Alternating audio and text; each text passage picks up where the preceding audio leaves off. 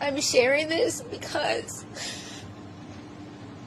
I hope that no one really is going to try to make a movie out of my life, because I'm feeling a lot of pain right now, like extreme amount of pain from making that movie about my life before I was born and showing my dad the way he was, because he was so ashamed of the mistakes that he made that when he was dying, he told the people not to contact me because he was so guilty, and he said that I wouldn't want to talk to him ever again. And that's a lot of pain, and I don't want any more exposure on my past. And my dad was not great, but he doesn't deserve to have this whole... So I guess that he got cancer like last year, colon cancer, and he didn't get really sick until a week ago. And that's the irony, is because I was in Vegas, and then they sent this letter to New York and in Vegas, and I had left New York, and they forwarded it to Vegas. I don't know how they were able to locate me, but they were, and I think it's because that's where I did my income taxes, and they sent it to Vegas in like November, and then they rerouted it. I don't know how they found me to DC in Maryland, when I was living in Maryland, when I moved there in December, but I didn't get the mail till 3 weeks ago, till March 23rd, and when I got the mail about someone asking for ownership or conservatorship of my dad, I contacted them, and I couldn't get a hold of anyone, and they sent it to me, again, March, and the court date was February, so I would have shown up, and I wanted to make amends. And when I was in China, one of his lady friends reached out to me and said my dad felt really bad and he wanted to connect with me, and then someone hacked into my Facebook, and I was never able to get the phone number to contact him, and we are the only two that's left, and everybody else is gone. I think my Uncle Bill's dead too, because I called him and there's no answer ever. And they both smoked cigarettes, and they both, they weren't health addicts like I have become. I got this letter March 23rd, and immediately I cried, and I was like glad to know that he was still alive, and I called the nursing home, and I couldn't get a hold of anyone. And then the next morning I called again, and this lady said she knew my dad and that she couldn't disclose information, but she'd give my phone number to him. And this was just then, and then that week is the week that they put him in hospice. He was only in hospice for 1 week. My grandma was in hospice for like 1 year.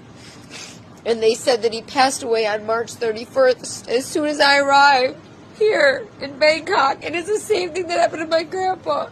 I stayed in Michigan, and I just couldn't survive in America, and I stayed in the nursing home with my grandpa, and I spent as much time as I could, and as soon as I left, I flew to Miami or something, or maybe it is like when I flew to Miami, and as soon as I left, my grandpa died, and the people that had conservatorship or whatever over my dad's guardians had called me March 27th, the day I was supposed to leave. I called them the 23rd, the 24th, the 25th. They called me, and my phone rung, but I kept it inside my apartment because of the tap or the hack or whatever the fuck's going on. Well, I went to the gym. I didn't want to bring it to the gym with me. And I missed her phone call, and then I called her back, and I didn't get in touch with her. I could have at least, while my dad was dying, I could have at least told him that I forgive him and that I don't want him to die thinking I hate him. Hate is so hard to bury. Like, it's like there's just too much right now, because the way that it happened, there was a window for us to finally put amends to this, and it was closed again. I can't believe it. I can't believe, like, how things just worked out. Like, it never works out for the better. This is, like, something you really take to the grave. Like, I never knew what guilt felt like, because I don't lie. I never fucking lie, and I don't shit on people, and I don't call them names, and I don't act dishonestly or with any type of bad emo. Like, if I can't, like, get through to anyone, then you never want to let someone pass away, your parent or your child or your close family member, anyone you love, and not let them know that you love them and you forgive them. That is the worst thing to do, to take to the grave with you, is to take that type of, like, dying alone. And that's what the guy told me. And people are infamous for telling me all these awful things at the wrong time, but at least he was honest, and he said that my dad's fear was dying alone. And I wish that I would have called. I wish something would have been easier. I just wish that this terrorism wasn't going on, so I wouldn't be shutting my phone off all day. I wish just something. I can't take it back, and it's too late now. And I hope that no one ever tries to make a movie about my life. I pray to God, because it's not fair, because I didn't even get to know my dad, and I don't want to ruin one.